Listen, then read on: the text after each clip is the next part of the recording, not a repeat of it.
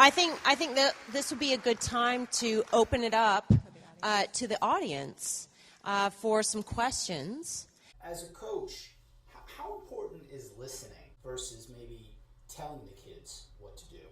It's an ego thing a lot of times when we're the ones speaking. It's more about us and it's the same thing even when we're parents, and I find myself doing it at times. And I think the best thing to do at times, especially when our kids when our athletes are going through adverse times, is just sit back and listen, or try to ask a question that's going to make them think a little bit and talk a little bit more. And I think that's I'm glad you brought it up, because I think it's certainly an undervalued characteristic as well.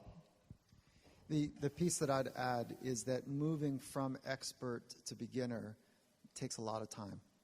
And when we can move back into the beginner mind and we become more curious about trying to understand what the other person is sharing from their point of view, it's the curiosity first, without judgment, without critique, but an authentic beginner's mind to try to understand.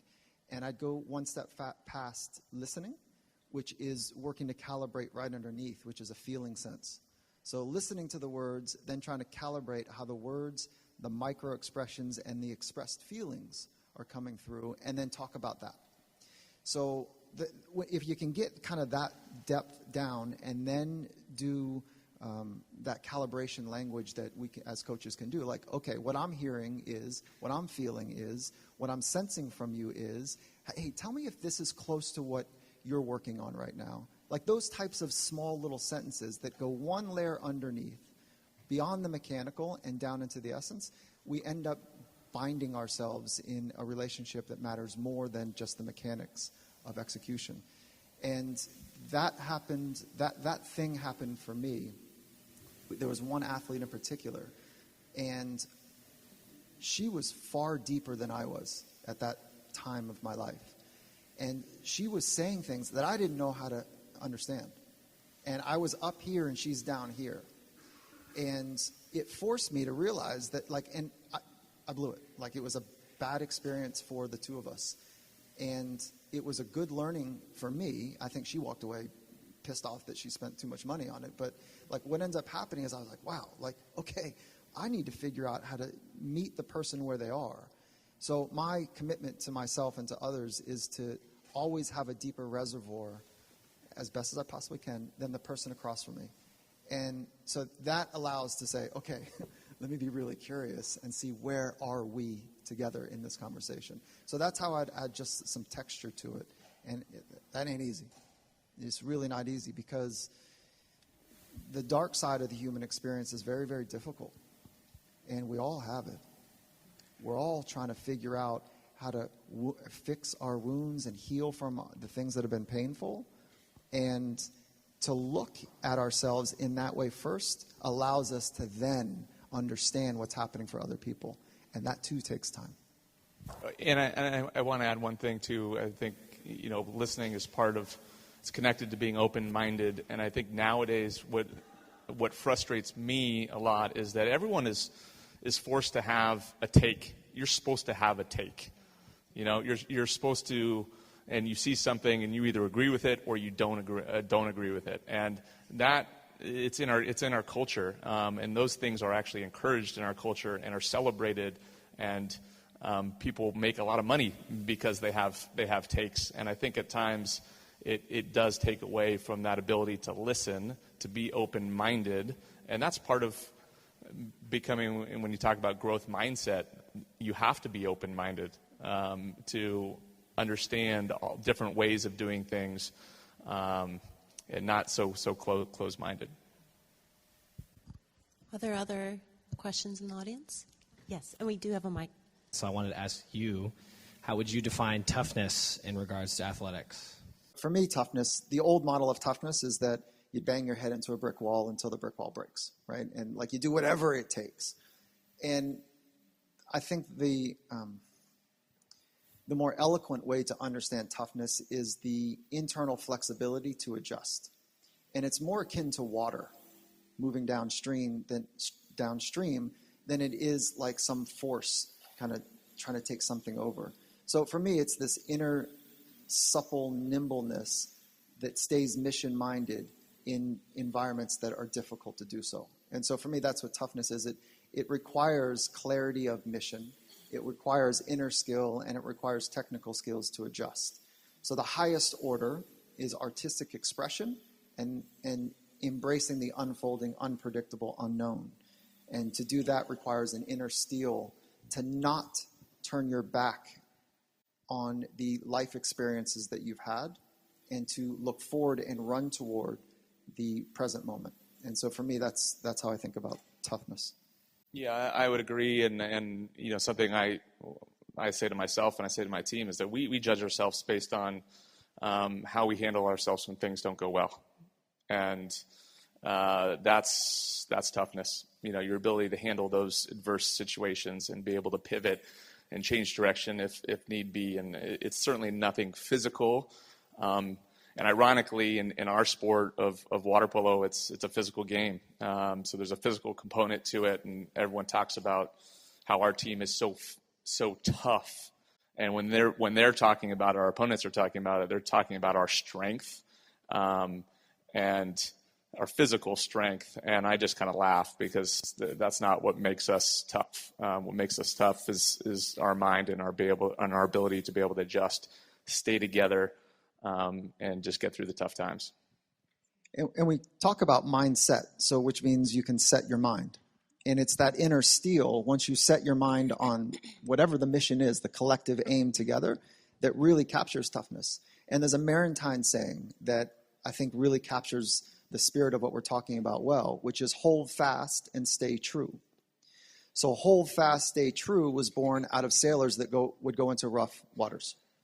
And at the time when waves are crashing and ships are in peril and it is hard to be in the rugged waters, that the sailors would say up to the captain, hold fast. And that would mean grab something that you trust. Grab wood or grab another human that you trust. Hold fast. And then they'd turn to the captain and say, stay true. We're doing our business. We're taking care of our stuff. We're holding fast. Stay true to the mission, Captain. We got you. So to me, that's not just this kind of bullheaded toughness that we'd like to think. There's more flexibility in adjusting to the unknown, especially when it's tough. Yeah, I heard a really nice kind of quote, synopsis about toughness, that it's actually the willingness to be vulnerable while using your inner capabilities to create courage to keep moving forward despite what is thrown your way.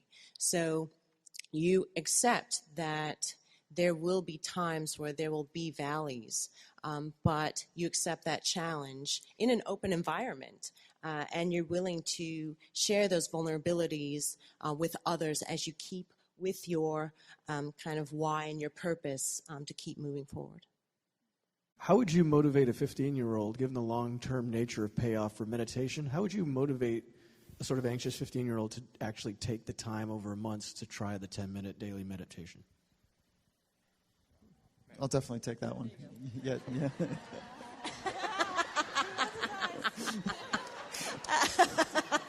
What's your meditation game like?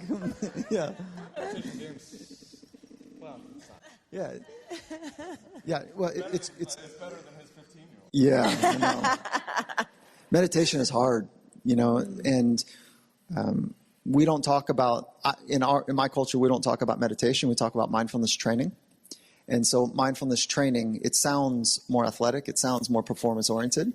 You can swap the two words out. So first thing I'd say, maybe think about changing the language a little bit. Just meditate. And there's nothing about the ancient tradition that is more beautiful. But sometimes the word can conjure something up that has some baggage to it. So finding the right lexicon and language is important. Helping them understand that right now it's a very cool time for this ancient practice. Modern science is catching up. And I'd love to talk to you about the science and what we're finding from mindfulness training.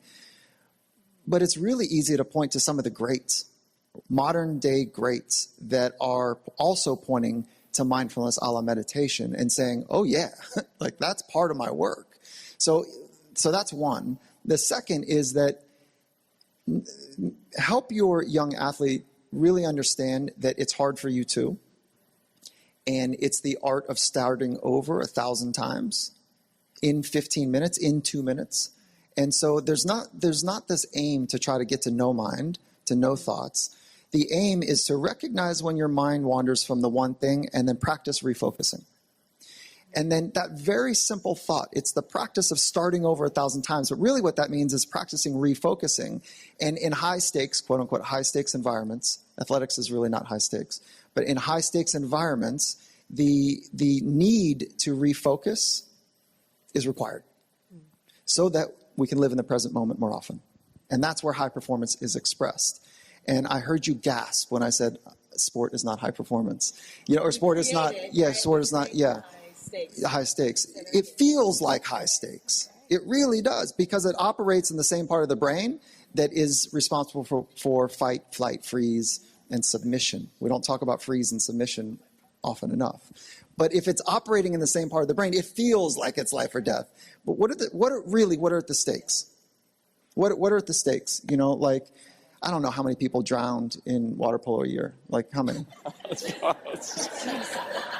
I don't know. I really don't know. Like, how many? Hopefully no one on my team. Good, yeah. But what's at stake is ego, our identity. That's what's at stake. And so it feels life-threatening. So anyways, that's a little bit of a red herring in there. But like the refocusing is the essence. It's hard. It's boring. Yeah. There is no dump of dopamine that they're going to get from a technical device. So I think the other thing too is tell your 15-year-old. We practice mindfulness. Our team does. I do. When we first started, it was very difficult, and it's become easier and easier. Start simple. Start for 1 minute, right, and then go to 2 minutes, and then 5 minutes. And one thing for us, I don't know if this is going to help at all. Is for me, we take it very seriously. Again, this is part of the mental toughness that I think that has allowed us to have a lot of success. So much so that I'm actually taking my team in September, and we're doing a mindfulness silent retreat in which, and I'm not sure any team has really done this before, but in which we're basically going to be silent for 5 days straight. And I think it is, honestly, I put my team through hell sometimes physically. I've tested them in so many different ways, but this is going to be the biggest challenge in the 20 years that I've coached a water polo team. This is going to be the biggest challenge. It's literally 5 days, and I would say even maybe 1 day without their cell phones is going to be the biggest challenge. So we take it that much. We take it seriously that much that we're going to spend 5 days in a collective total of 8 or 9 days to have this team retreat in which we're going to be literally alone with our own thoughts. And we're going to have to deal with our own thoughts and refocus our attention on the task at hand, whatever those tasks may be. What can we do to support our kids when they have a major injury and they're looking at months and months of PT?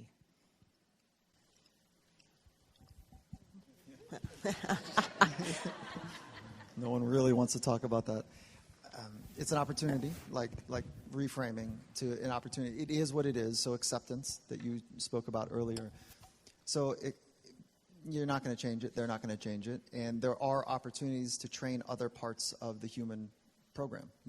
There's training mindfulness. Perfect time, and like stitch it on and layer it onto some sort of rehab that's taking place. Work on vision training. Work on lower extremity balance things that weren't there. Work on some proprioception stuff that, could be worked on. Use mental imagery as part of the program. Like, there's so many other things to get better at. And that's the way we think about it, is like, okay, you got downtime. I know this hurts. I know this is hard. And then try to work them into a community of people that are going through it together, a shared experience, and then layer on the opportunity to train other parts of human development. And so there's no easy path. Like, there's no easy path there, but I don't know, try to run downhill at the same time is the idea. Like try to get better at the same time. And if I could just add one more thing for that, I would say that just taking it back down to the basics, that this injury does not define them. And being away from that sport at that level does not define them. At essence, they're still that human being that they are from the start. And their soul hasn't been taken away. And to really focus on that, they're still the same person who happens to have gotten injured. They're not the injury. I think that that's really important because sometimes young athletes will allow that injury to kind of create their own identity at that time, which can be really damaging. I know one thing you don't want to say, and that's everything is going to be just fine, sweetie. I think the reality is, there's, at least for me, sometimes you need to say this is going to suck, and it's not going to be easy, and it's going to be the most difficult thing. But I think, as you were alluding to, it comes back to a lot for me. It always comes kind of back to a value system that you believe in, and the things that define you as a person. I think of personally, whenever I hit tough times, I remember about my values. Some of my values are courage, resilient, industriousness. So, it doesn't mean I'm going to follow those all the time and I'm going to be perfect all the time. But those are great reminders for me to go back and basically say, hey, remember what your values are. This is what defines you as being courageous, being resilient. So, again, kind of even the self-talk and going back to yourself and going, hey, wake up. So I would encourage you to have that discussion with them and define some clear values for them as people. This is even outside of injuries. Maybe this doesn't work, or maybe it's just you. Yeah. So there's two things. One is it happens. This is part of sport, right? There's a physical risk in many sports, so it happens. So I'll just share a quick story. I'm part of the selection process for the Seattle Seahawks, and that is an intense interview process for the youngest and brightest athletes coming into the league. And I will not stand on a table for an athlete who has not gone through a significant injury. So when we're all in the war room talking about like what selections we're going to make, and an athlete hasn't been through an injury, you don't have my vote, even if they're in the top 1% of performers. And it's because we don't know yet what they'll do. So you can also see it as a training ground for the values and the internal skills that they need to also figure out. So see it as an opportunity is the easiest way, and separating what they do from who they are, and then seeing like the third layer is like take advantage of it, train other skills. And honestly, we can go back and forth forever, but honestly, there's, as a coach, part of my job is to create adverse times, is to create difficult situations where they're forced to persevere. Sometimes in this situation, that is just happening, and because that's ultimately kind of how we're defined. But this might sound like bad parenting, but I kind of dig it when my kid fails. And I remember he started swimming at a swim club about a year ago. In his first meet, one of his first meets, he got disqualified in like 2 or 3 events. And I emailed the coach, or she emailed me about something, and I said how happy I was that he got disqualified. And she's like, wow, that's the first parent that's ever said that. I'm like, well, it's the best way. It's the best way to learn and kind of go through some tough. And we talk a lot about building confidence. And I said this in the very beginning, where we say, hey, have more confidence in yourself. Okay, that's not going to do anything. How you build confidence is by being challenged and overcoming those challenges and those barriers. So this is an opportunity to build that grit, to build that confidence for that person. And it can be an injury, it could be any adverse situation. That's where the true confidence comes from, not this fake BS type of confidence that I think a lot of us see at times. So, and just to add to dovetail here, confidence comes from one place and one place only, which is credible self-talk. You have to be forged in fire to earn the right to say I can do difficult things. And so, but confidence only comes from what you say. You can go through very difficult times and come through the other side and go, man, bad things happen to me, I don't know. So you're not going to be confident. So it only comes from what you say to yourself. And that's why mindfulness, the whole game of mindfulness is increase awareness of the inner experience, non-judgmentally understanding the outer experience, and then being able to course correct. Tim Ferriss asked individuals about kind of their billboard. If you had that platform for the public and you wanted to convey a message, what would your billboard say? I think my billboard would say, know your own billboard. Literally. I mean, Walk the walk. who cares about my billboard? I mean, it might be cool for me, but you got to know your billboard. You got to know your values. What's important to you. That's...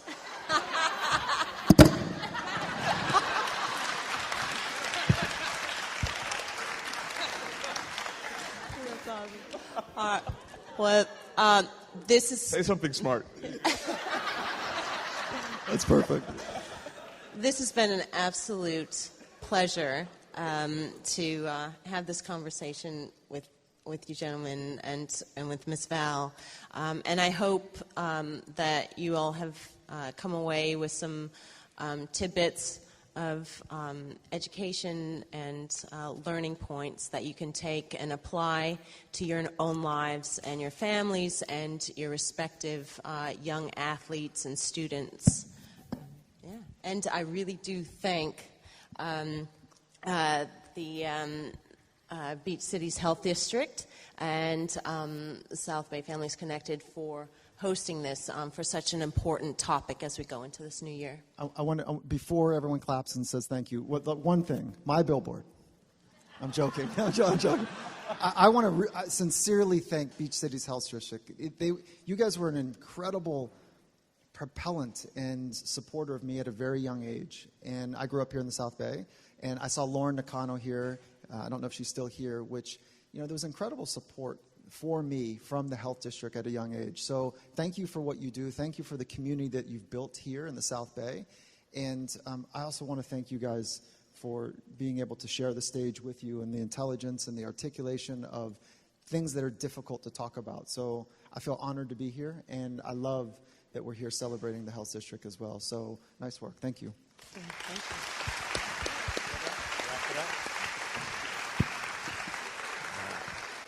I think I speak on behalf of everyone here that we just want to thank all of you. This has been enlightening, a strong message, but also humorous at times, right? So a nice round of applause to our distinguished panels. We appreciate you taking time and coming here and speaking to our community.